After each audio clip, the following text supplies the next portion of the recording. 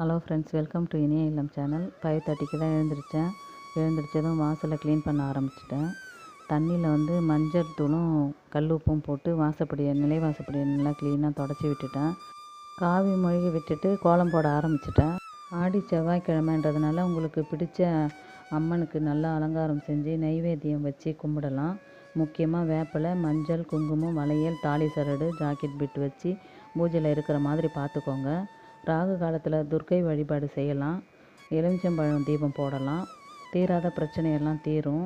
ஒரு சிஸ்டர் என்கிட்ட கமெண்ட்டில் கேட்டிருந்தாங்க, மகாலட்சுமியோட முகம் வச்சு பூஜை ரூமில் வழிபாடு செய்யலாமான்னு. தாராளமாக வழிபாடு செய்யலாம், நம்மளோட விருப்பம்தான்.